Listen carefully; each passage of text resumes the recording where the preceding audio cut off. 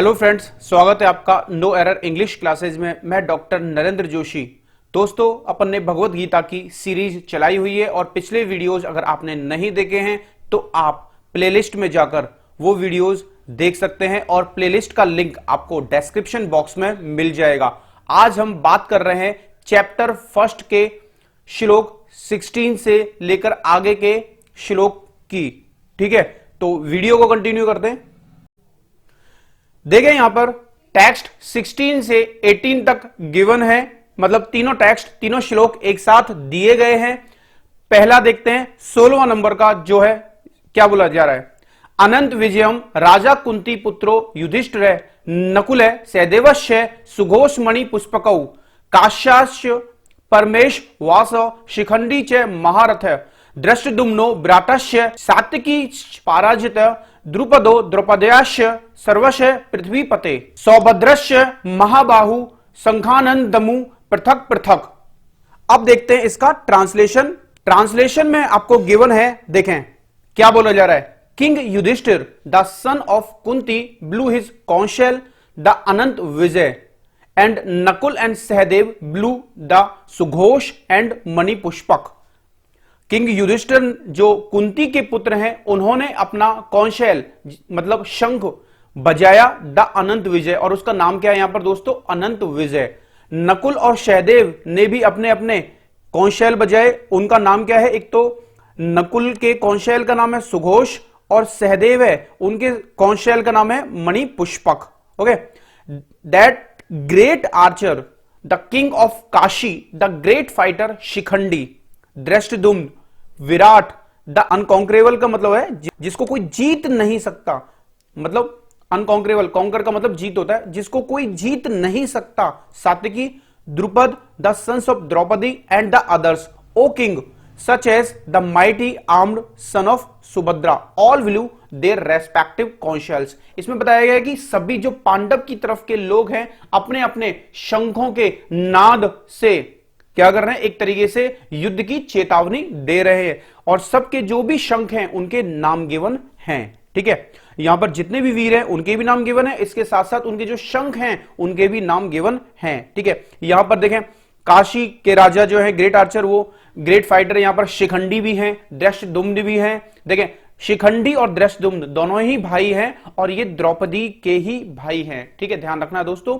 और ये पुत्र हैं द्रुपद, विराट जो विराट नरेश है, ठीक है, सात्विकी द्रुपद और द्रौपदी के पुत्र भी और अन्य भी सारे क्या हैं, अपने अपने क्या कर रहे हैं, कौशल को बजा रहे हैं। अब देखें परपोर्ट क्या कह रहा है। Sanjay informed king Dhritarashtra very tactfully that his unwise policy of deceiving the sons of Pandu and endeavouring to enthrone his own sons on the seat of the kingdom was not very laudable. Sanjay ने inform किया धृतराष्ट्र को very tactfully, बड़ी चतुराई से। Tactfully का मतलब समझ जाना, यहां पर चतुराई होता है दोस्तों। ठीक है, तो इसको एक वर्ड और दे सकते हैं, श्रूडली बोल सकते हैं हम, श्रूडली। ये भी बड़ा एक दिलचस्प वर्ड है।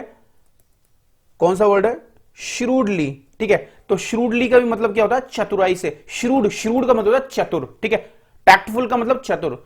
तो संजय ने किंग धृतराष्ट्र को बड़ी चतुराई से इन्फॉर्म किया, बताया दैट कि हिज अनवाइज पॉलिसी, उसकी जो गलत पॉलिसी, अनवाइज का मतलब बुद्धिहीन बोल सकते हो आप, बुद्धिहीन जो नीति थी डिसीव करने की, डिसीव का मतलब धोखा देना, छलना।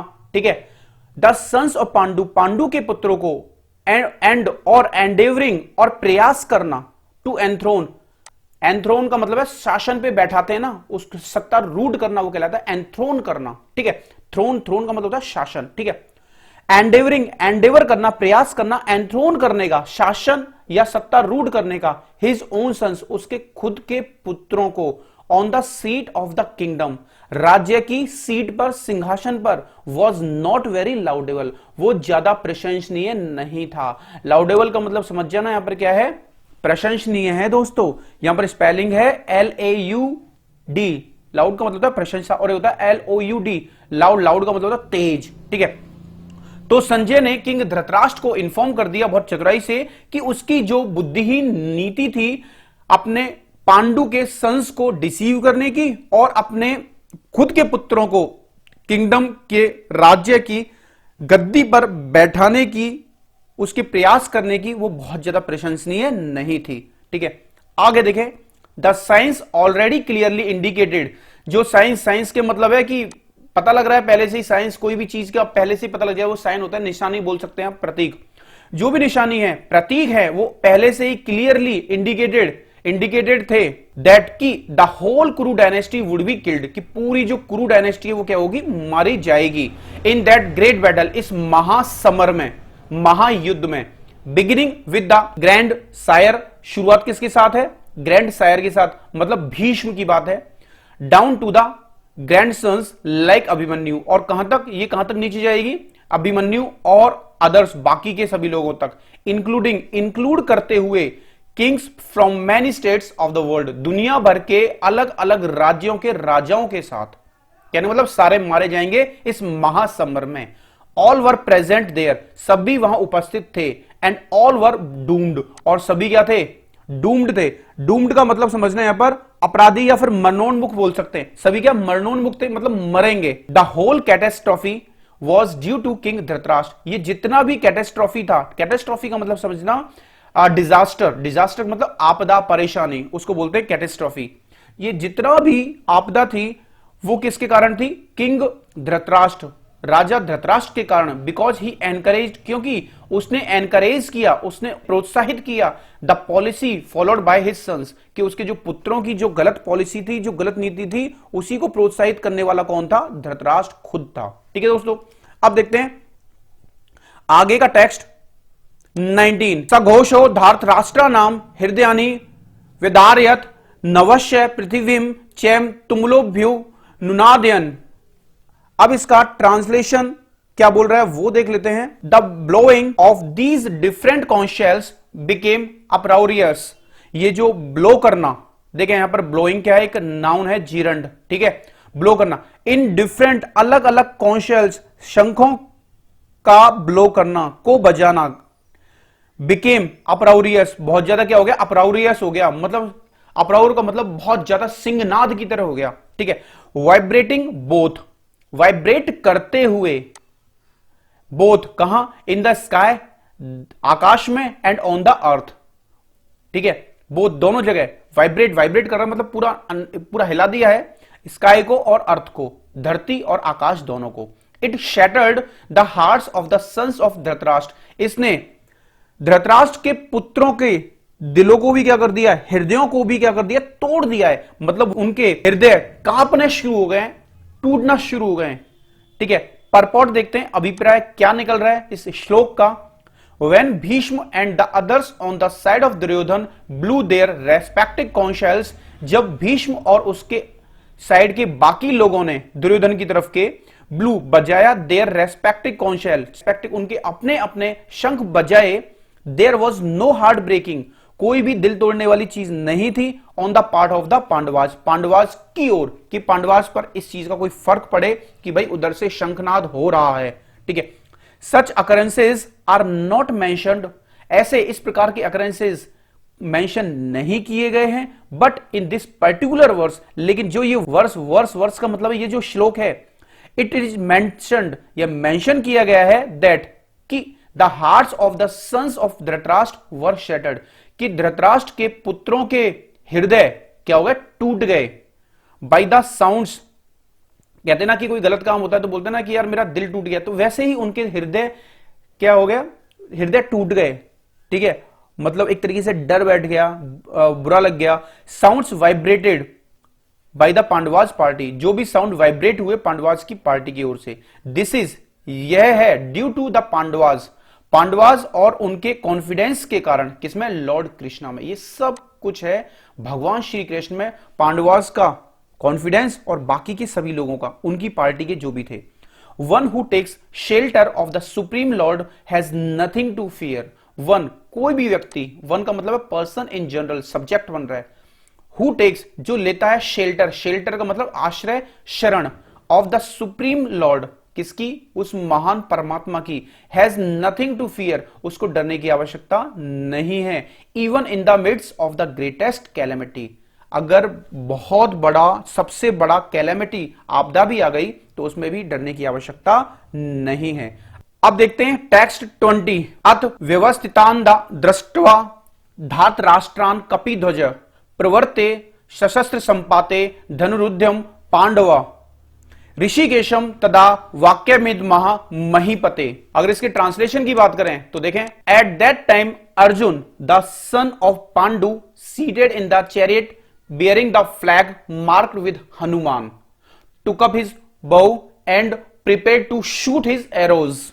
At that time उसी समय Arjun the son of Pandu, Pandu का पुत्र, seated बैठा हुआ in the chariot, chariot में, रथ में बैठे हुए, bear करने वाला, flag marked, chariot bearing, chariot यहां बोल रहा है the chariot bearing the flag marked with Hanuman, मतलब जो चैरियट है, रथ है, वो बियर किए हुए फ्लैग मार्क्ड होता है ना, ध्वज बोलते हैं, ध्वज उसने लिया हुआ है रथ ने विद हनुमान, और वो किसका, हनुमान जी का ध्वज है, मतलब उन रथ है अर्जुन का, उस अर्जुन के रथ के ऊपर हनुमान जी महाराज का ध्वज है। ठीक, टुक अप हिज बो, वो क्या, उसने क्या लिया, बो लिया, बो का मतलब यहां पर समझे धनुष, एंड प्रिपेयर्ड हुआ टू शूट हिज एरो, अपने एरोज को शूट करने के लिए, मतलब बाणों को शूट करने के लिए तैयार हुआ। ओ किंग, राजा, after looking at the sons of Dhritarashtra drawn in the military array, देखने के बाद धृतराष्ट्र के पुत्रों को drawn in the military array, array का मतलब यहां पर निकल रहा है कि एक लार्ज कलेक्शन है, मिलिट्री है बहुत तगड़ी, किसकी, कुरु लोगों की, मतलब दुर्योधन के पक्ष की, तो उसको देख के धनुष उसने हाथ में ले लिया अर्जुन ने, और बस तीर चलाने वाला है, प्रिपेयर्ड है तीर चलाने के लिए। Arjun then spoke to lord Krishna these words, तब अर्जुन भगवान श्री कृष्ण को ये वर्ड्स कहता है। ओके, अब देखें ये जो श्लोक है, अब इसी का परपोर्ट देखते हैं, अभिप्राय क्या निकल रहा है। The battle was just about to begin, युद्ध शुरू ही होने वाला था, अबाउट टू मतलब कोई काम नियर है, होने ही वाला है, तो उसके लिए बोलते हैं अबाउट टू। ओके, युद्ध शुरू ही होने वाला था। It is understood from the above statement, अब ये जो ऊपर वाला स्टेटमेंट है इससे समझा जाता है, ठीक है, that the sons of Dhritarashtra, कि धृतराष्ट्र के पुत्र वर मोर और लेस डिसहार्टन्ड, कि धृतराष्ट्र के पुत्र कम या ज्यादा डिसहार्टन्ड थे। डिसहार्टन्ड का मतलब समझ जाना यहां पर निराश, डिस्करेज्ड, ओके, डिस्करेज्ड थे, निराश थे, by the unexpected arrangement of military force by the Pandavas, कि जो भी अनएक्सपेक्टेड अरेंजमेंट हुआ मिलिट्री फोर्स का बाय द पांडवाज उससे, who were guided by the direct instructions of lord Krishna, जो कि गाइड किए गए थे डायरेक्ट इंस्ट्रक्शंस के द्वारा भगवान श्री कृष्ण के, ऑन द बैटलफील्ड, युद्ध क्षेत्र में, युद्ध क्षेत्र पर। The emblem of Hanuman on the flag of Arjun is another sign of victory, जो एम्बलम था, एम्बलम का मतलब समझ जाना यहां पर चिन्ह, ऑफ हनुमान, हनुमान का, ऑन द फ्लैग ध्वज पर, ऑफ अर्जुन, अर्जुन के, is another sign of victory, वो भी विजय का एक अन्य साइन था, एक निशानी थी कि पता लग रहा था कि विजय किसकी होनी, अर्जुन की साइड की ही होनी है। बिकॉज, क्योंकि Hanuman cooperated with lord Rama in the battle between Ram and Ravan, क्योंकि हनुमान ने ही कोऑपरेट किया था लॉर्ड राम को बैटल में, युद्ध में, जब राम और रावण का युद्ध हुआ। Okay, and Lord Rama emerged victorious, और लॉर्ड रामा क्या हुए, विक्टोरियस हुए, विजेता हुए, मतलब इमर्ज का मतलब वैसे तो होता है किसी चीज का बढ़ना, उदय होना, ठीक है, तो यहां पर सेंस निकालेंगे विक्टोरियस बने, मतलब लॉर्ड रामा उस युद्ध को जीते थे, ठीक है। Now both Ram and Hanuman were present on the chariot of Arjun, अब दोनों ही अर्जुन के चैरियट पर क्या है, अवेलेबल हैं, ठीक है, मतलब राम तो खुद लॉर्ड कृष्णा, ठीक है, help him, lord Krishna is Ram himself, lord Krishna स्वयं में राम है, and wherever lord Ram is, और जहां पर भी भगवान राम हैं, his eternal servitor Hanuman and his eternal consort Sita the goddess of fortune are present, और वहीं पर भी उनके अविनाशी, इटर्नल का मतलब होता है कोई भी चीज अविनाशी होती है, सनातन, अब सर्विटर का मतलब निकालें सेवक, हनुमान और उनकी पत्नी, कंसोर्ट को मतलब निकालें पत्नी है, ठीक है, स्पाउस, सीता जो है गॉडेस ऑफ फॉर्च्यून, भाग्य की देवी, मतलब लक्ष्मी आर प्रेजेंट, प्रेजेंट है। कहने का मतलब जहां पर भगवान श्री राम है वहीं पर आपको हनुमान जी मिलेंगे और वहीं पर उनकी पत्नी सीता मिलेगी, ठीक है। देयरफॉर इसलिए Arjun had no cause to fear, इसलिए अर्जुन के पास कोई कॉज ही नहीं था, कारण ही नहीं था फियर का, डर का। एनी एनिमीज व्हाट्सएवर, कोई भी एनिमी हो, कोई भी दुश्मन हो, बैरी हो, फर्क नहीं पड़ता। एंड अबव ऑल, और उन सबसे ऊपर, the lord of the senses, senses मतलब इंद्रियों के देवता भगवान lord Krishna was personally present to give him direction, भगवान श्री कृष्ण पर्सनली प्रेजेंट थे वहां पर उनको डायरेक्शन देने के लिए, किसको, अर्जुन को। दस इस प्रकार all good counsel was available to Arjun, कि जितनी भी अच्छी सलाह थी वो अर्जुन के साथ अवेलेबल थी in the matter of executing the battle, युद्ध को एग्जीक्यूट, क्रियान्वित करने के मैटर को लेकर। एग्जीक्यूटिंग का मतलब समझ जाना, यहां पर क्रियान्वयन होता है, क्रियान्वयन इंप्लीमेंटिंग बोल सकते हो, इंप्लीमेंटेशन बोल सकते हो आप। In such auspicious conditions arranged by the lord for his eternal devotee lay the signs of assured victory, इस प्रकार के सच ऑस्पिशियस, ऑस्पिशियस का मतलब है शगुन, अच्छा दिन, कंडीशंस अवस्थाओं में, अरेंज्ड बाय द लॉर्ड जो अरेंज्ड हैं लॉर्ड के द्वारा, फॉर हिज इटर्नल डिवोटी उसके इटर्नल, उसके सनातन भक्त के लिए, ले the signs of assured victory, वो ले करते हैं साइंस, निशान, कोई भी प्रतीक ऑफ अश्योर्ड विक्ट्री, निश्चित जीत का। टेक्स्ट 21 और टेक्स्ट 22 क्या कहता है? अर्जुन उवाच, यहां पर ये जो टेक्स्ट है, ये श्लोक है, ये अर्जुन के द्वारा बोले जा रहे हैं। बोल क्या रहा है अर्जुन? अर्जुन उवाच सेन योरुभयोर्मध्ये रथम स्थाप्य मेच्युत यावदेतान निरीक्षेहम युद्धकामान वस्थितान कर्मया सह युद्धा व्यसिन्नमरण समुद्र में। Arjun said, O infallible one, please draw my chariot between the two armies so that I may see those present here who desire to fight and with whom I must contend in this great trial of arms।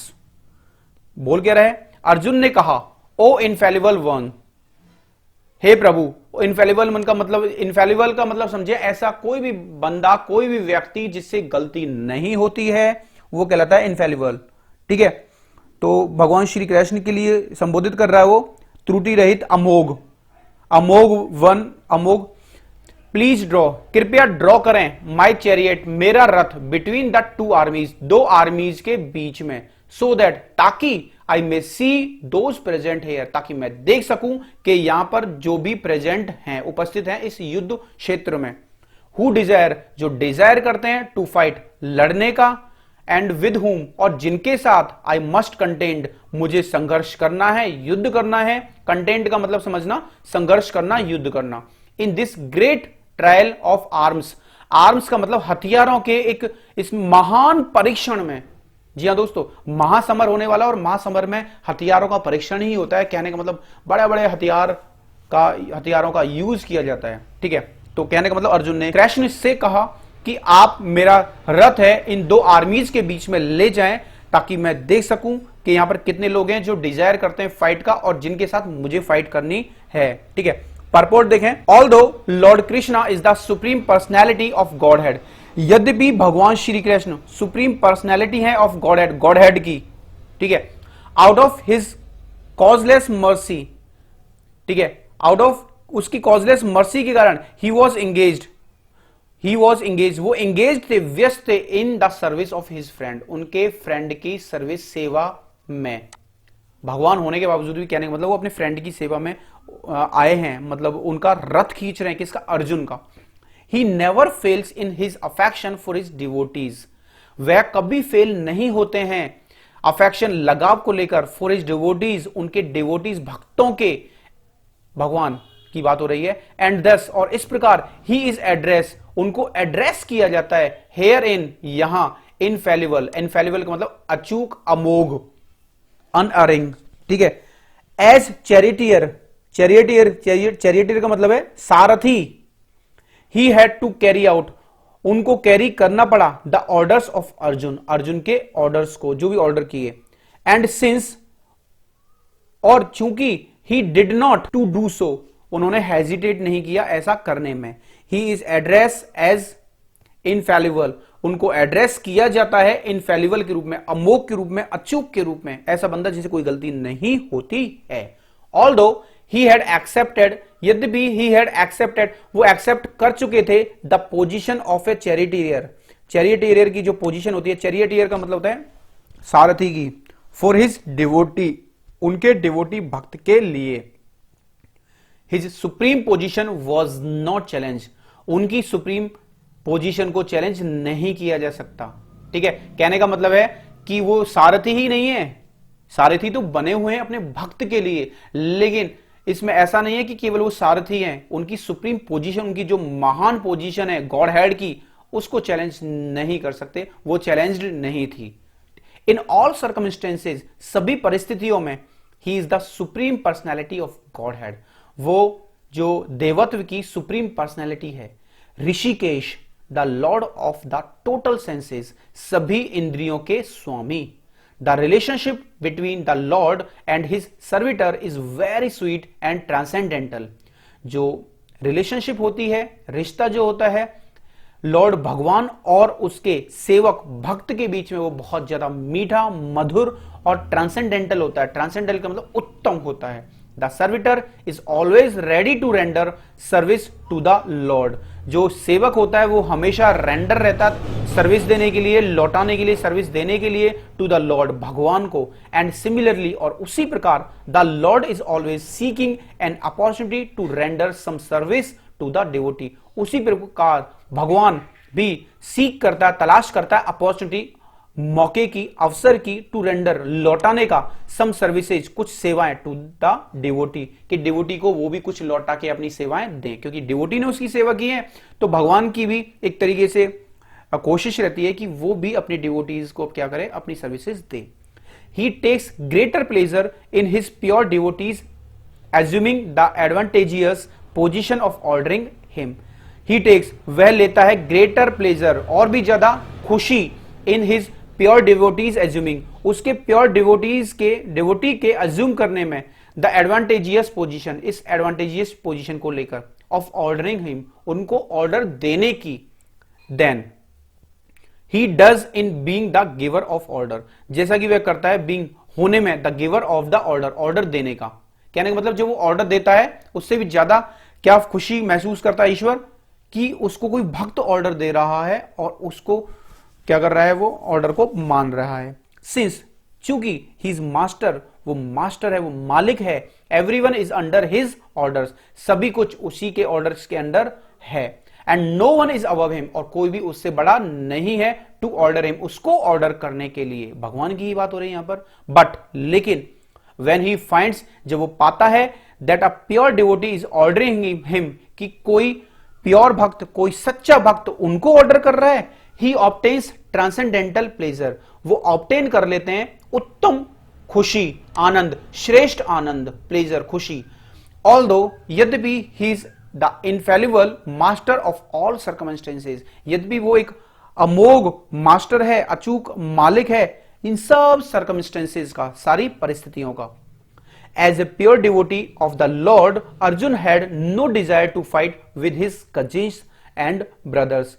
Pure devotee होने के कारण, देखें यहां पर के रूप में, भगवान के प्योर डिवोटी होने से बोल सकते हैं, Arjun had no desire to fight, Arjun की कोई भी डिजायर नहीं थी, कोई भी इच्छा नहीं थी फाइट करने की विद हिज कजिन्स, उनके कजिन्स और ब्रदर्स से। बट ही वॉज फोर्स्ड, लेकिन उसे फोर्स किया गया to come on to the battlefield, युद्ध भूमि में आने के लिए, by the obstinacy of Duryodhan, Duryodhan के हठ के कारण। ऑब्स्टिनेसी का मतलब समझ जाना, पर हठ, हठ का मतलब जिद, जो होता है ना, बंदा स्टबर्न होता है, उसको भी क्या बोलते हैं, ऑब्स्टिनेट बोलते हैं। तो ऑब्स्टिनेसी का मतलब है हठ, जिद, शुद्ध हिंदी में हठ, और अगर उर्दू में बोले तो जिद बोलते हैं। ठीक है, दुर्योधन की जिद, हठ के कारण उसको फोर्स किया गया कि वो युद्ध भूमि में आए। कहने का मतलब अर्जुन तो युद्ध चाहता ही नहीं था।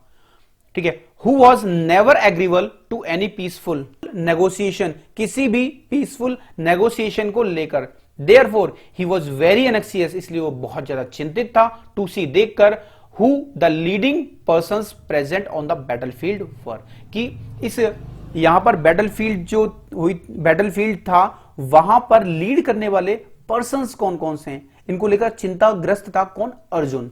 ऑल्दो यद्यपि there was no question of a peace making endeavour, कोई भी सवाल ही नहीं उठता था कि पीस मेकिंग एंडेवर का, पीस मेकिंग मतलब है शांति बनाने वाली एंडेवर प्रयास का, ऑन द बैटलफील्ड, क्योंकि जब युद्ध भूमि में इंसान पहुंच गया है तो वहां शांति वार्ता तो हो ही नहीं सकती। He wanted to see them again, वो दोबारा उन सबको देखना चाहता था।